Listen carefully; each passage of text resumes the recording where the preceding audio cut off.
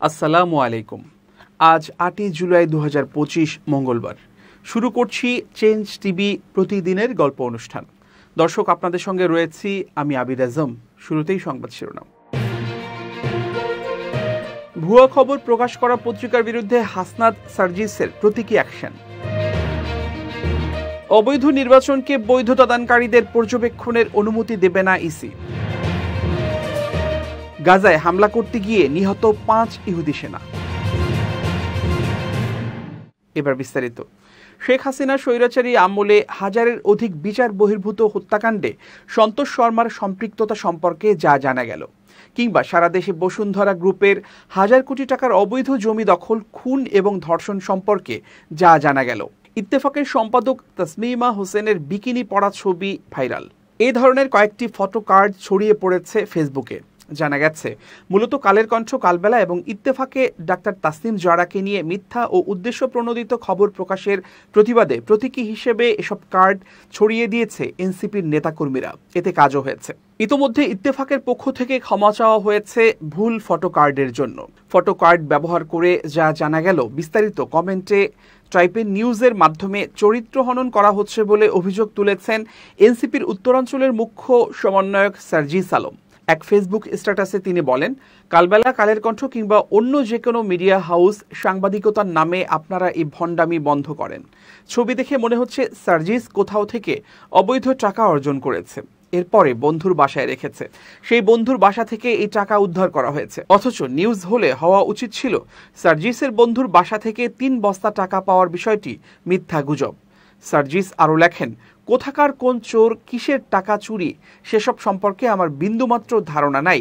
তাদের সাথে প্রথমে বন্ধুর ট্যাগ দেয়া, এরপরে ছবি অ্যাড করে দিয়ে সাংবাদিকতার নামে যে ছ্যাঁচড়ামি আপনারা করছেন, এগুলো সাংবাদিকতার ন্যূনতম এথিক্সের পর্যায়ে পড়ে না। সার্জিস বলেন, কমেন্টে থাকা আপনাদের নিউজের লিঙ্ক 10% মানুষও পড়ে না। বাকি মানুষদেরকে বিভ্রান্ত করার জন্য কিংবা আমাদেরকে হেয় প্রতিপন্ন করার জন্য আপনাদের এই নোংরামিগুলোই যথেষ্ট। না হলে আগামীতে আমাদেরও লেখা শুরু করতে হবে শেখ হাসিনার স্বৈরাচারী আমলে হাজারের অধিক বিচার বহির্ভূত হত্যাকাণ্ডে সন্তোষ শর্মার সম্পৃক্ততা সম্পর্কে যা জানা গেল, কিংবা সারা দেশে বসুন্ধরা গ্রুপের হাজার কোটি টাকার অবৈধ জমি দখল, খুন এবং ধর্ষণ সম্পর্কে যা জানা গেল। সাংবাদিকতায় পেশাদারিত্ব বজায় রেখে সাংবাদিকতা করুন। না হয় কতিপয় তথাকথিত সাংবাদিকের জন্য এই সম্মানের পেশায় থাকা ব্যক্তিত্ব সম্পন্ন পেশাদার আপসহীন সাংবাদিকদেরকে আগামীতে সম্মানহানির মুখে পড়তে হবে।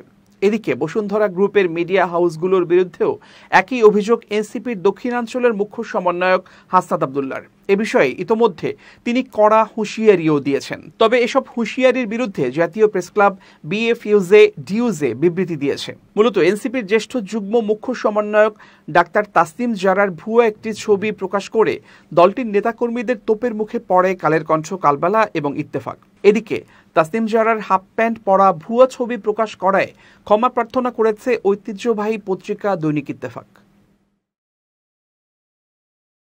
প্রধান নির্বাচন কমিশনার এএমএম নাসির উদ্দিন জানিয়েছেন, বিগত 3 নির্বাচন বৈধ বলা বিদেশি পর্যবেক্ষকদের আসন্ন সংসদ নির্বাচন পর্যবেক্ষণের সুযোগ দেয়া হবে না। মঙ্গলবার আগারগাঁওয়ে নির্বাচন ভবনে কানাডিয়ান রাষ্ট্রদূত অজিত সিং এর সঙ্গে বৈঠক শেষে একথা বলেন তিনি। সিইসি বলেন, আগামী নির্বাচনে অনেক বিদেশি পর্যবেক্ষক আসবে। ইইউ সহ অনেকেই চিঠি দিয়ে আমাদের জানিয়েছে। তবে বিগত 3 নির্বাচন নিয়ে যেসব বিদেশি পর্যবেক্ষক ভালো সার্টিফিকেট দিয়েছেন তাদের আমরা নেব না। তিনি বলেন, নির্বাচনের জন্য প্রস্তুতি জানতে চেয়েছে কানাডার রাষ্ট্রদূত। আমরা প্রস্তুতি জানিয়েছি। ভোটারদের মধ্যে সচেতনতা বাড়াতে আমরা যে কাজ শুরু করব এসব বিষয়ে জানানো হয়েছে। বিভিন্ন ধরনের প্রশিক্ষণের বিষয়ে জানানো হয়েছে। বাংলাদেশ জাতীয়তাবাদী দল বিএনপির সিনিয়র যুগ্ম মহাসচিব অ্যাডভোকেট রুহুল কবির রিজভী আজ নয়াপল্টনে বিএনপির কার্যালয়ে বলেছেন, বর্তমানে সমাজে নানা ধরনের সামাজিক অপরাধ বেড়ে গেছে। প্রশাসনিক স্থবিরতার কারণে মব কালচার বা গণ উশৃঙ্খলতার মাত্রা বেড়েই চলেছে। অবৈধ কালো টাকা ও গোপন অপতৎপরতার মাধ্যমে এই মব কালচারকে উস্কে দেওয়া হচ্ছে। তিনি অভিযোগ করেন, বিএনপির নাম ব্যবহার করে প্রযুক্তির মাধ্যমে উদ্দেশ্যমূলক অপপ্রচার চালানো হচ্ছে। এই অপপ্রচার ও অস্থিরতা সৃষ্টি করে গণতন্ত্রের পথচলাকে বাধাগ্রস্ত করা হচ্ছে। এর পেছনে নির্বাচন পেছানোর গভীর ষড়যন্ত্র রয়েছে বলেও তিনি মন্তব্য করেন। রিজভী জানান, বিএনপির নাম ব্যবহার করে যারা অপরাধে জড়িত তাদের বিরুদ্ধে দল তাৎক্ষণিক সাংগঠনিক ব্যবস্থা নিচ্ছে।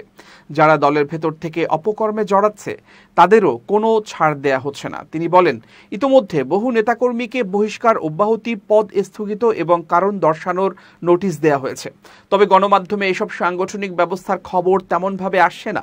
তিনি অভিযোগ করেন, আইন শৃঙ্খলা বাহিনীর নিষ্ক্রিয়তা অত্যন্ত রহস্যজনক। দলের পক্ষ থেকে বারবার আইন শৃঙ্খলা রক্ষাকারী বাহিনীর কাছে অপরাধীদের বিরুদ্ধে ব্যবস্থা নেয়ার অনুরোধ জানানো হলেও প্রশাসন কোনো কার্যকর ভূমিকা রাখছে না। তিনি আরও বলেন, অন্তর্বর্তীকালীন সরকার আসার পর থেকে পুলিশ প্রশাসন অনেকটাই নিষ্ক্রিয় হয়ে পড়েছে। বরং কিছু কর্মকর্তা উদ্দেশ্যপ্রণোদিতভাবে পরিস্থিতি ঘোলাটে করার চেষ্টা করছেন বলেও অভিযোগ করেন তিনি। এস আলম গ্রুপের একটি অঙ্গ প্রতিষ্ঠানের কারখানা ও জমিসহ 11 একর সম্পত্তি দ্বিতীয়বারের মতো নিলামে তুলেছে ইসলামী ব্যাংক বাংলাদেশ লিমিটেড। ব্যাংকটির চট্টগ্রামের খাতুনগঞ্জ শাখা থেকে নেয়া এস আলমের ঋণ এখন অনাদায়ী অবস্থায় রয়েছে। মঙ্গলবার পত্রিকায় বিজ্ঞপ্তি দিয়ে এই নিলাম ডাকা হয়। এর আগে এপ্রিলে একবার পত্রিকায় বিজ্ঞপ্তি দেয়া হয়েছিল। ব্যাংক সূত্রে জানা গেছে, S Alam refined sugar industries limited 2010 সাল থেকে ইসলামী ব্যাংক খাতুনগঞ্জ শাখা থেকে একাধিকবার বিনিয়োগ নেয়। সময়ের সঙ্গে সঙ্গে ঋণের পরিমাণ বেড়ে বর্তমানে প্রতিষ্ঠানটির কাছে মোট পাওনা দাঁড়িয়েছে 9,948 কোটি 42,70,000 টাকা। এত বড় অঙ্কের ঋণ নিয়েও দীর্ঘদিন কাগজে কলমে তা নিয়মিত দেখানো হচ্ছিল। কিন্তু 2024 সালের 5 আগস্টের পর প্রতিষ্ঠানটির কর্ণধারদের আর খুঁজে পাওয়া যাচ্ছে না। তাই আইনগত প্রক্রিয়ার মাধ্যমে অর্থঋণ আদালত আইন 2003-এর 12 এর 3 ধারা অনুযায়ী বন্ধক রাখা সম্পত্তি নিলামে বিক্রির সিদ্ধান্ত নেওয়া হয়েছে। নিলামে তোলা সম্পত্তির মধ্যে রয়েছে ঢাকার ধানমন্ডিতে 33 শতক জায়গার উপর নির্মিত একটি ভবন, চট্টগ্রামের কর্ণফুলী নদীর দক্ষিণ পাড়ে অবস্থিত এস আলম রিফাইন্ড সুগার কারখানা এবং চট্টগ্রামের পটিয়া ও বন্দর মৌজার মোট প্রায় 11 একর জমি। এসব সম্পত্তির বাজার মূল্য আনুমানিক 200 থেকে 250 কোটি টাকা হতে পারে বলে জানিয়েছেন ইসলামী ব্যাংকের একজন কর্মকর্তা। নিলামের বিজ্ঞপ্তি অনুযায়ী আগ্রহী ক্রেতাদের আগামী 14 মে তারিখের মধ্যে দরপত্র জমা দিতে বলা হয়েছে। S Alam refined sugar industries S Alam গ্রুপের একটি অন্যতম প্রতিষ্ঠান। এর ব্যবস্থাপনা পরিচালক মোহাম্মদ সাইফুল আলম মাসুদ এবং চেয়ারম্যান তার ভাই মোহাম্মদ আবদুল্লাহ হাসান। জামাত মুক্ত করার নামে 2017 সালে বিতর্কিত শিল্প গ্রুপ এস আলম পরিকল্পিতভাবে শেয়ার কিনে এবং ব্যবস্থাপনায় অনুগত পরিচালক বসিয়ে ইসলামী ব্যাংকের পরিচালনা পর্ষদের নিয়ন্ত্রণ নেয়। ব্যাংকের অভ্যন্তরীণ নীতিমালা উপেক্ষা করে গ্রুপটির বিভিন্ন সহযোগী প্রতিষ্ঠানের নামে নেওয়া হয় বিপুল অঙ্কের ঋণ। একাধিক তদন্ত প্রতিবেদনে দেখা গেছে, এস আলম গ্রুপ এবং সংশ্লিষ্টদের নামে উত্তোলন করা ঋণের পরিমাণ দাঁড়ায় প্রায় 1,31,000 কোটি টাকা, যা ব্যাংকটির মোট ঋণের প্রায় অর্ধেক। এসব ঋণের বিপরীতে জামানত রাখা হয়েছিল মাত্র 4,359 কোটি টাকা। এবার মধ্যপ্রাচ্য প্রসঙ্গ। উত্তর গাজার বেইত হানুনের রাস্তার ধারে পুঁতে রাখা বোমা বিস্ফোরণে 5 ইসরায়েলি সৈন্য নিহত এবং 14 জন আহত হয়েছেন। আহতদের মধ্যে 2 জনের অবস্থা আশঙ্কাজনক। খবর দ্য টাইমস অব ইসরায়েলের। ইসরায়েলি সামরিক বাহিনী জানিয়েছে, সোমবার রাতে উত্তর গাজার বেইত হানুনে রাস্তার ধারে বোমা হামলায় 5 ইসরায়েলি সৈন্য নিহত এবং 14 জন আহত হয়েছেন। নিহত 2 সৈন্যের নাম প্রকাশ করা হয়েছে, বাকিদের নাম পরে জানানো হবে। 2 জন সেনা হলেন স্টাফ সার্জেন্ট মেয়ার শিমোন আমার, যার বয়স 20 বছর, এবং অপরজন সার্জেন্ট মোশো নিসিম ফ্রেজ, যার বয়স 20 বছর। দুজনই জেরুজালেমের বাসিন্দা। তারা দুজনই কফির ব্রিগেডের নেজরাহ ইয়েহুদা ব্যাটালিয়নে কর্মরত ছিলেন। অন্য সৈন্যদের নাম পরে প্রকাশ করবে আইডিএফ এর প্রাথমিক তদন্ত অনুসারে সোমবার রাত 10টার কিছু পরে বেইত হানুনে স্থল অভিযানের সময় পদাতিক সৈন্যরা রাস্তার পাশে পুঁতে রাখা একটি বোমার আঘাতে আহত হন। সৈন্যরা হেঁটে অভিযান করছিলেন, কোনো গাড়িতে ছিলেন না। হতাহতদের উদ্ধারের চেষ্টার সময় এলাকায় গোলাগুলির ঘটনাও ঘটে। 14 জন আহতের মধ্যে 2 জনের অবস্থা গুরুতর।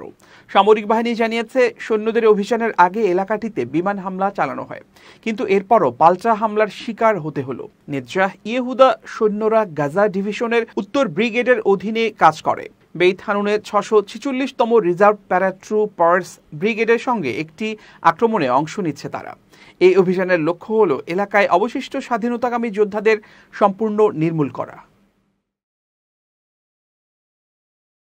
ইয়েমেনের হুতি বিদ্রোহীরা দাবি করেছেন তারা লোহিত সাগরে একটি মালবাহী জাহাজে হামলা চালিয়ে সেটি ডুবিয়ে দিয়েছেন। গুলি, রকেট ও দুর্নিয়ন্ত্রিত বিস্ফোরক ভর্তি নৌকা ব্যবহার করে এই হামলা চালানো হয়েছে। এটি চলতি বছরের উন্মুক্ত সমুদ্রে জাহাজ লক্ষ্য করে হুতিদের চালানো প্রথম হামলা। জাহাজটির গ্রিক মালিকানা প্রতিষ্ঠান স্টেম শিপিং রয়টার্সকে জানিয়েছে জাহাজটি সত্যি ডুবে গেছে কিনা তা তারা এখনো নিশ্চিতভাবে বলতে পারছে না। রয়টার্সও তাৎক্ষণিকভাবে এই তথ্য যাচাই করতে পারেনি। হুতি বিদ্রোহীরা বলেছেন গত রোববারে এই হামলা হয়েছে। তাঁরা লাইবেরিয়ার পতাকাবাহী ম্যাজিক সিজ নামের জাহাজে হামলা চালিয়েছেন এবং জাহাজে থাকা ১৯ নাবিককে নিরাপদে নেমে যেতে দিয়েছেন। স্টেম শিপিং কোম্পানি রয়টার্সকে জানিয়েছে ওই জাহাজের পাশ দিয়ে যাওয়া আরেকটি বাণিজ্যিক জাহাজ সব নাবিককে উদ্ধার করে জিবুতির উদ্দেশ্যে রওনা করে। সংযুক্ত আরব আমিরাত কর্তৃপক্ষ গতকাল বলেছে লোহিত সাগরে হামলার কবলে পড়ার পর জাহাজ থেকে সাহায্য চেয়ে বিপদ সংকেত দেওয়া হয়েছিল।